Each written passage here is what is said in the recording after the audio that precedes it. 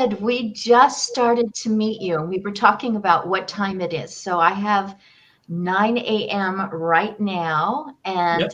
It's 10 a.m. here. 10 a.m. there. Yeah. 6 p.m. 11 here in Chicago. Woo! Oh, that's great. Oh my goodness. I have to Yeah. go at 10:15. I have another appointment, but I wanted to come in on and say hi and get this working anyway. I am so glad. So, you know what? Since Ed has to go out early, maybe I will just start with Ed. You and I actually spoke yesterday, and you talked about where you love to be. Christine and I, the other Christine Zeitzik, and I talked, and she told me where she loves to be. I'm going to find out where Dane loves to go, or where in his community or his country he just feels so happy. And hi, Shannon. I see her jumping in here. She is such a great supporter. I just love her, and I haven't had a chance to hug her yet. She's also in a different time zone than I am. So Ed, where do you love to be? Where is it that you go and it's your soul filler? Well, you see it right behind me here. I love to be in the mountains. So every chance I get, which is usually about once a week, I'm going on some hike that's far too hard for me. You love to challenge yourself. Yeah, I get halfway up the hill and I think I'm never going to do this again. But the next week I'm out there again. So Oh, I tomorrow love it. I'm going on a hike. It's called Johnson Canyon. I'll see lots of really cool waterfalls. So, yeah. And I know that you are in Alberta. Yes. In Canada. Are you actually in Calgary? Yeah, I live in Calgary, which is about an hour and a half drive away from some amazing mountains. And so it really works for me. Yeah, that's right. Been here for 8 years. Yeah, my children, my grandchildren are here. So it's just perfect. Really love it. It's also the sunniest city in Canada. So just put that in your little brain for some trivia question that you might have. Well, everyone that's on the screen, raise your hand if natural light or sunlight is something you gravitate toward. Oh yeah, for sure. I can't be in a dark spot with, and for some people that is so focusing. So Ed, since you're only in here for a few minutes, could you also tell these people that you probably haven't met before? Yeah. Christine and Dane. Jeanette's popping on. I know Marianne wants to make her way in. I think she's just getting plugged in at work. Why did you choose the title for you said you called it a project? Yeah, not retirement. Not. Yeah, not retirement.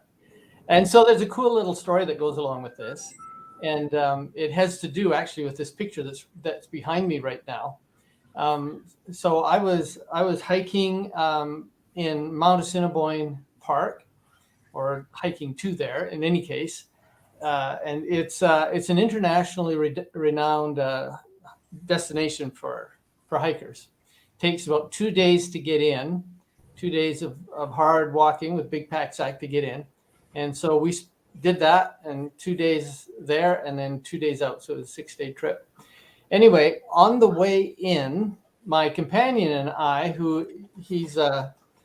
we've hiked for many years together, and he's 6 years my senior, but he out hikes me. We were good way in, about 3/4 of the way in, and we ran into a couple of younger fellows, probably in their 30s, and so you always stop and you talk, when you're on the trail. So we stopped and talked, and one of the things he said to us was, "I am so impressed that the two of you at your age are still doing this." And so I didn't really say anything, I just kind of put that in the back of my head. But I thought of it as I continued, and I thought, well, I've just always done this. I've never really not done this, and so what's so spectacular about doing it? And it got me thinking that there's a social expectation that when we get to a certain age, we will actually stop doing things. And that's just not really in my blood. Still doing it. That was like 4 or 5 years ago, and I'm still doing it. And so I thought we really need a cultural shift, because our generation, the baby boomer generation, is not the same at 70 as our grandparents were, or even our parents were. We're substantially younger than that in so many ways. And so the expectation that we would check out and step away really doesn't hold. It's not appropriate. And we need a cultural shift to adjust to reality, to our physical, mental state, and our attitude. We need to do this differently. And traditional retirement doesn't hold anymore. In fact, it was a cultural shift that occurred right after the Second World War. And so it's not even 100 years old yet. Prior to that, people didn't retire like my parents and grandparents retired. They didn't check out and just, play golf till they dropped. They worked right until the end. And people are doing that now. They've gone back. The social experiment failed, and people are now continuing to live, continuing to engage, continuing to be significant and socially important because they want to be. That's much more fulfilling than checking out. And so I've been a career coach for longer than I would care to admit. And I thought, oh, you can admit it. I thought, let's think of this, 55 plus or 65 plus or whatever it is. Let's think of this differently. And I tried to come up with names, and there's a whole bunch of names people put it, the golden years or the next chapter or the third act or something like that. I don't like any of those. I was walking down a snowy road when I was thinking of this, and I said, it's just not retirement. It's not retirement that we're doing. So I said, well, let's call it that. Let's call it not retirement. And so I've been working on this for about 3 years now, considering this phase of life as an opportunity to engage in another career. It doesn't have to be a money-making career, just something that you're passionate about. Let's call it not retirement. Let's change the cultural paradigm and do what boomers have done, since we were born almost. Let's change society as we move through it and do this differently. Ooh, let's change society as we move through it. And I speak in terms of as you continue into the third of your life, because there isn't a point and there isn't a defined amount of time. So Christine Zeidzik, who is in a different time zone than everyone on the screen possibly, your beautiful place, the place that you go to that's soul filling and restoring, and tell everyone here about yourself, unless you see someone who already knows you, like Jeff, who I will say, I've always called you Zamanda in my mind. Zamanda, you're Jeffrey Zamanda, or Jeanette Bach. Unless you already know her and you're like, oh yeah, we're best friends or something. But Christine, for the rest of us, tell us that beautiful spot you like to go to. You talked about yesterday. Right. So for $6, I spend 4 hours of my workday surrounded by water at Lake Michigan. I seem to think better there. I observe people.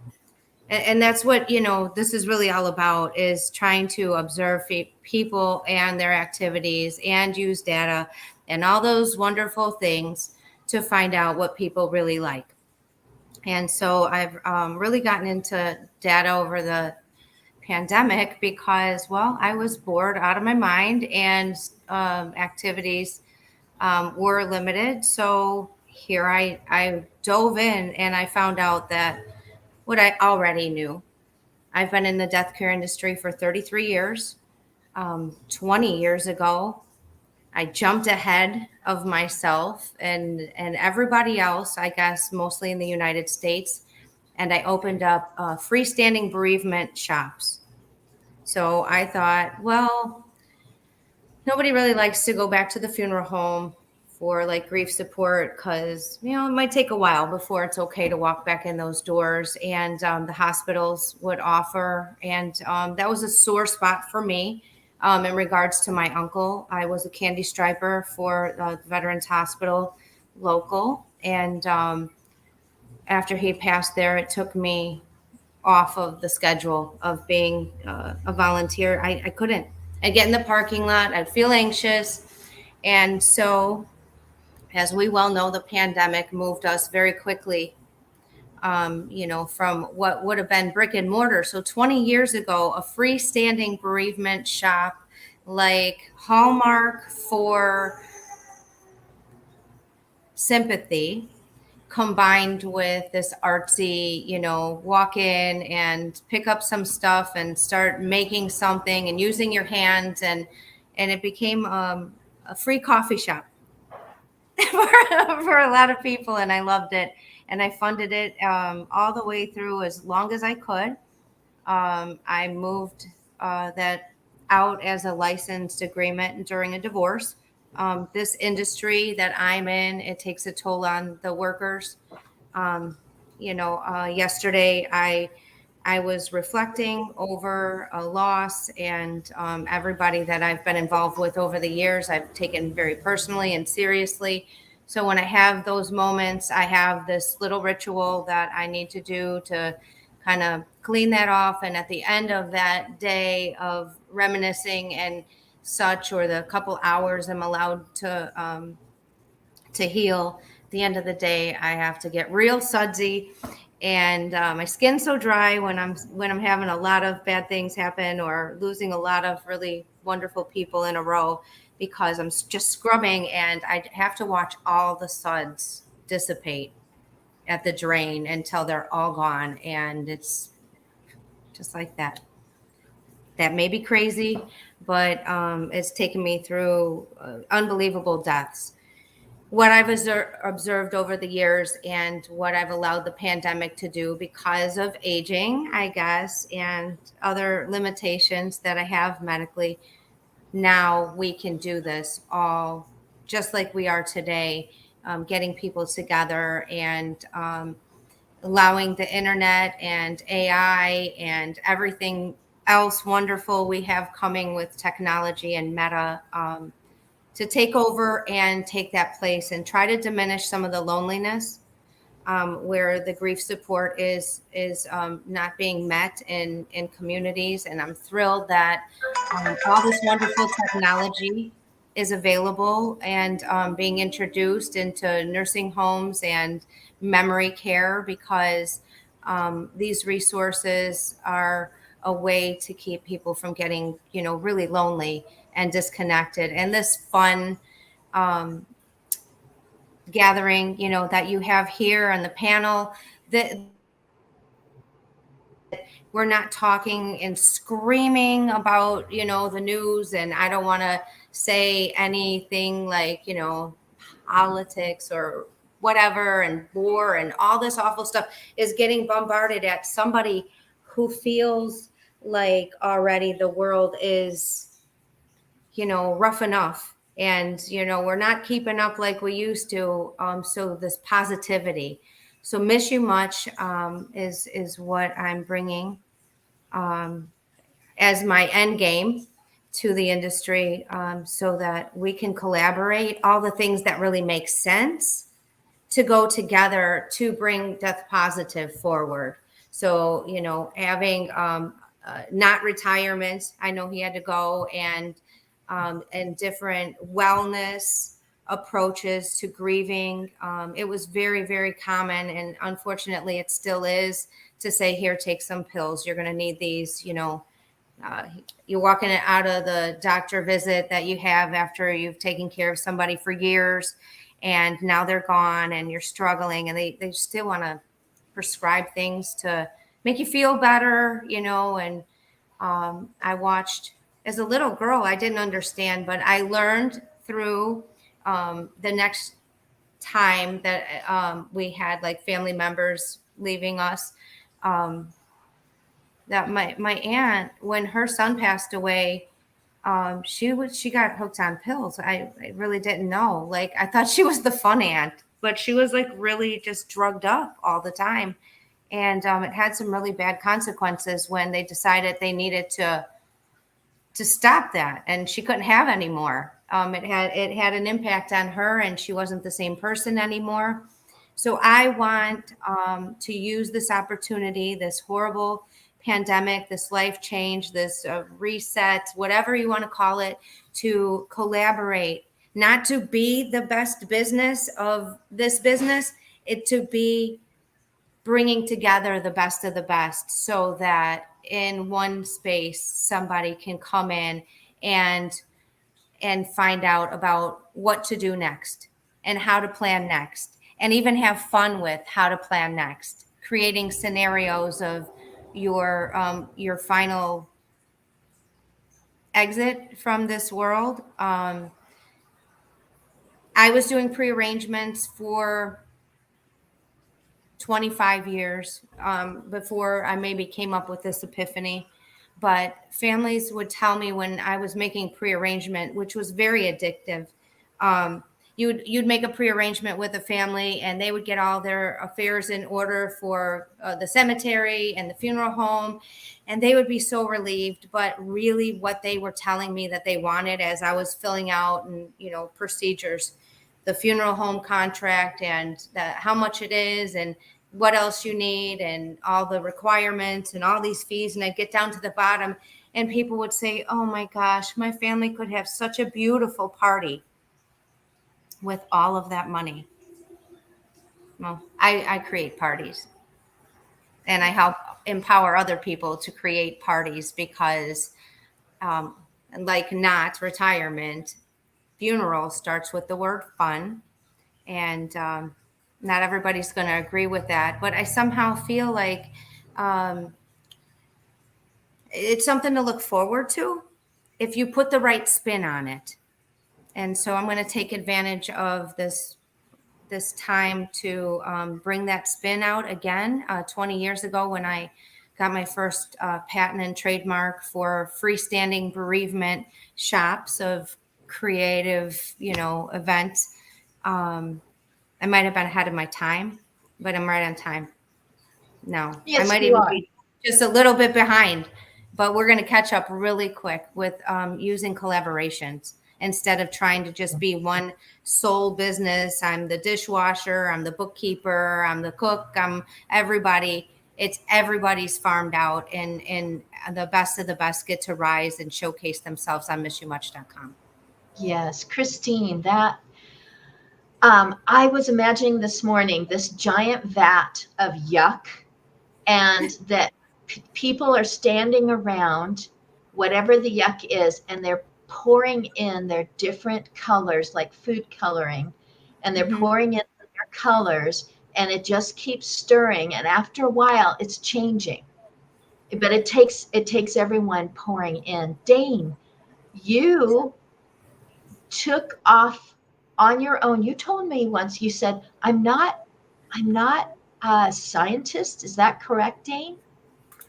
I'm not officially a scientist and not a researcher, so everything what I do is always observe. By that, but yes, you're making observations. You've done some experiments. You've come up with something. She mentioned earlier about her skin, and you and I have talked skin a few times now. Some of it this way, and now voice to voice, and a little bit on Clubhouse. So talk about your work with skin. I mean, yeah. I mean, skin. It's more on sweat, night sweat. What I do. I invented something 5 years ago, and I went in it to totally. It's totally another story than I just heard. But it's I love it to hear everything. This is Yeah. it's. Oh, wait, maybe I can show you as well in my small camera. Yeah, I think. It's fun. So, but this is just a ribbon of paper. If you roll it out, you put it on your mattress. Your mattress sleeve is on top of it, on chest height. You place it, and the mattress sleeve is on top of that, and you just sleep on it. And by that, we can measure nocturnal perspiration during sleep, and to think about it on all the biomarkers that exist. Where is night sweat? So yeah, the bridge of skin is easily made in my context. I'm a tech nerd. I studied electronics, and yeah, 5 years ago, I went by coincidence. I found this biomarker because it's a biomarker, a phenotypic digital biomarker under validation officially. But it can bring us a lot of good new insights that we never searched, never seen, never tried, and that's comfort in bed. Patient care. Think about for all of them, for all of them who are always in bed, and their bed is their house. They always sleep in bed. What do we know about how they sleep, how they sweat? What is their comfort? We don't know anything. Yes, and we have the invasive markers and the watches and the Apple watches, etc. Sorry, but it's not it. It's all yeah. This one is what I do is really non-invasive, non-intrusive, and if longitudinal measurements are even more trickier to understand what sweat can tell us. And so yeah, this is what we do. We do a lot of research in this space, and very soon as well, we're going to do a group of 10 elderly in a nursing home to understand the comfort in all these rooms. All of these rooms, all the persons are different, and I mean, it's just a simple thinking of forgetting the air conditioning, just to simple understand what can sweat bring us. If we know, we can act on it, interact. If we don't know anything. We can only guess now, and that's what this world is all about. We're only guessing about our sweat rate. So I can officially say, every human body sleeps, and everybody has a sweat rate.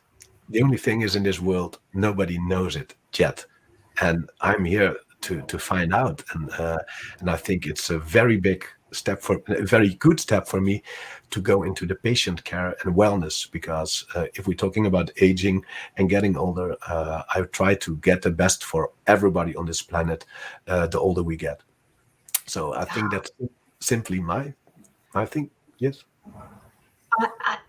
Earlier, you and I were talking about if you care about a person who continues to live, continues to mature, one of the things that's going to come up in conversation was, how did you sleep last night?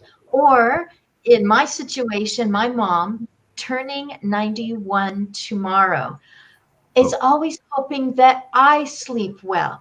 Sleep is just right up there. And you're talking about people who are confined to bed for maybe the rest of their life, or for a long amount of time as they are rehabilitating. People who are unable to even voice for themselves, how did I sleep last night?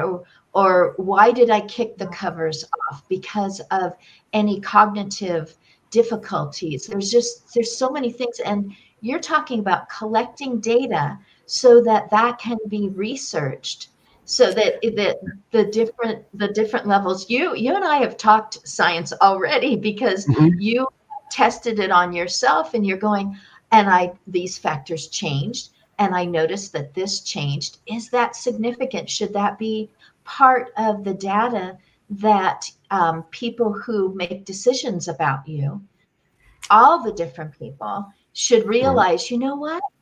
They need to have something different on their bed. They need to have something different happen during the night when we think they're sleeping soundly, and they're not sleeping peacefully. I can't imagine anyone saying, you know what, I just, it's okay with me if I just don't sleep well. No. So No. So But- is so- this ready? Is this being brought to nursing homes and studying people who are bedridden to the point where you're measuring comfort levels and making adjustments? I'm trying to learn because I came in on menopause. Remember? Yes, of course. I mean, if we go to the symptoms when sweat occur, we have a lot of illnesses and of things that our body is giving us back, hormonal sequences and cycles, can the imbalance of that one, hormones, but as well nutrition, food, drugs intake, all that kind is changing the sweat rate, but as well the atmosphere around you, the moist in the air, the temperature, of course. Humidity, such. Stressful, humidity, yes, exactly. So a lot of factors that we can say, yes, you can think about everything and it will spin your brain, it will fry your brain with all the possibilities, but I always take it back because it fries everybody's brain. I went to a symposium. I was being invited to a symposium about thermoregulation. It was about skin. I mean, we sweat in first place to cool down our body, and that's what we use our skin for. That's why we sweat, to vaporize and to cool down the body, and by that your core temperature gets lower. Ooh, my camera is a bit of I'm turning into red and tomato. That's fun, but. It's it's no. I try to stay calm. It's my first stream, so no, okay. But so yeah, we do with different universities. We collaborate. They do really the fundamental understanding of how this equipment is working, because it's ridiculous. But I showed them already, and they were blown away. As well on the symposium of thermoregulation, because they never seen a longitudinal measurement that over 10 days. They never. Nobody in this world could ever show me. No professor. I reached out to everyone, really everyone, and it's simply because this instrument never exists. So we can see the hormone female cycle, for example, on sweat rate. It's we are not there yet. It's pretty crazy to see that history. We learned a lot from history, but we for us humans, it's very difficult to say no. We have to rewrite that history as well, because we are the history writing as well the future. So, to give you one simple thing, I always try to make people think: what's the unit of sweat? Good luck. That's where history stood still. Right. oh my goodness. You know, I have an There's- example of something I do remember. Yes. My dry cleaner diagnosed something based on how my underarms were changing the color of my clothes. She told me that my pH levels were bad. This is going back 30 years ago. Yeah. I'd wear a blue dress and my underarms would turn pink, and I would wear, and my perspiration was changing the color of the clothes. She told me I was under way too much stress. The chemical substances of your sweat, right? Right. But that's the truth. I'm I gonna- mean, that's I'm an gonna- example of something I went through, and I learned from that. Your stress hormones and such can come out into your sweat in such a way that they change the color of your clothes. She said it was a dangerous stress I was in. Yeah, and language barrier and such. But yeah, that's what happened. I believe in what you're doing. Wow. I hope to hear more. We should connect and stay connected. If you check out mattresses, We'll connect. Hey, Jeff. I know. Thank you. Thank you for coming. He sent me a message and said, I really want to support you. And all I want is for people to talk about aging. And Jeff has a lot to do with that. Go right ahead, Jeff. Well, first I want to say, this is really cool what you've got going here, Christine. This is great. And I've really enjoyed what I've heard. Yeah. Do you have a website, Dane? yes, I got a website. Yeah. But of course, I always have to ask them, the head moderator. I'm not here to make my own promotion. But no, yeah, I'd like to check it out. Man. Sleep is a big deal. Sleep is the skin is a major organ. and perspiration is a big deal. So I just find it personally interesting. Perfect. I mean, Right. So if he looks up Q strip, or Dave Vanderwerf, he's going to find what he needs. Is that right? Perfect. Yeah, you can always reach out to me. I mean, yeah, perfect. If you go on my LinkedIn, you can see how in 5 years I developed the whole project. It's all in my post. So this, all my posts on LinkedIn are only focused on night sweats. All right, excellent. Well, I have a few patents myself over the years, and it's based on ergonomics, you know. And so my latest patent is it's an international patent, and I've got a couple of them, but it's for a ergonomically designed for the fingertip. It's for the hearing aid speaker to help people maneuver it into their ear canal. It's called Groove Button Technology. And that website is eachear.com. If I can promote that, I fit hearing aids for 12 years. And so I know that it's needed, and I know that it works, and I designed it. Yeah. And I've tested it. So that works. I've also developed a basic hearing aid training for caregivers. And so it's just the basics. When you take care of somebody, it gives the caregiver an understanding about hearing aids. And it's really amazing, but they've never been trained in hearing aids. So they don't know that the right hearing aid typically turns them both up, and the left ear turns them both down, and you know, about batteries and where the microphones are and cleaning them, and that, just the basic stuff. 40-minute course I put together, and it's all free.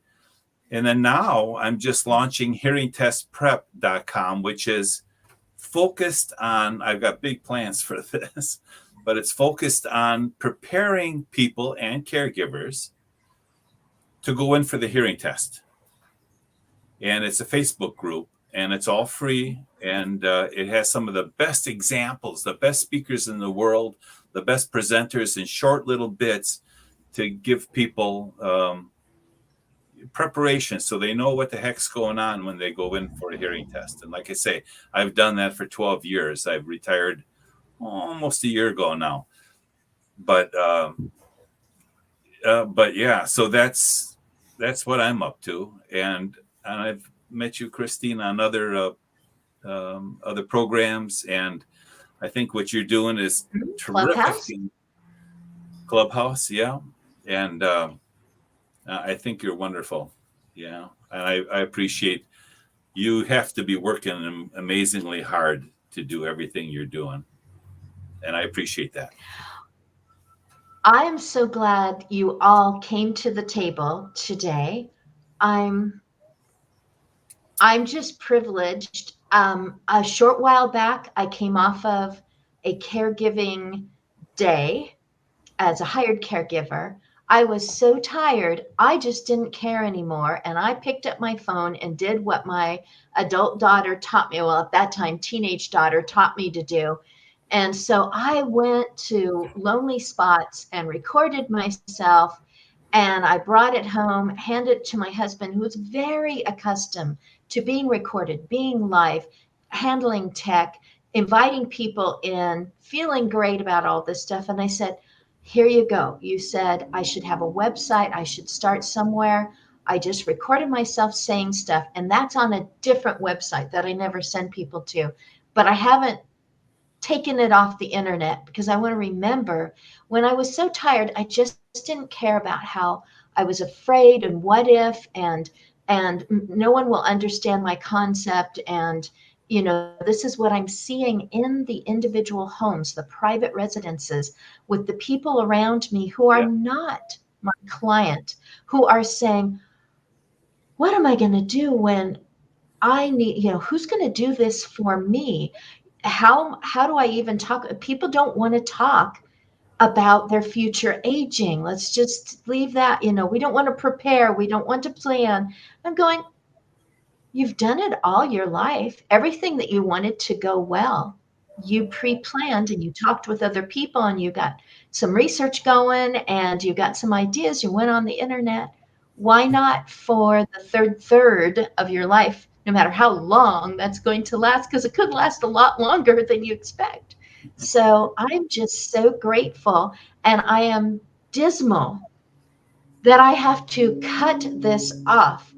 This will happen again next week. There will be different faces who tried to get on today. I am going to be sending a message to one of our friends who was at the table and was listening very quietly. I'm hoping that they will come back. I am just so glad that each of you, including Ed at the beginning before he had to leave, that each of you came today, and it never fails that everyone's going, wait a minute, I want to know more about that. Can we talk some more? I want to connect with you. And that's just it. Let's just, keep pouring in our different colors and mix and see how things change and how much we can bring to each other. So I'm just going to say goodbye to all of you and wave, because I've taken you past the bottom of the hour. And I'm just so grateful to everyone who came on and made comments, and those who listened quietly. And we'll see you again next Wednesday. Goodbye, folks. Appreciate it very much.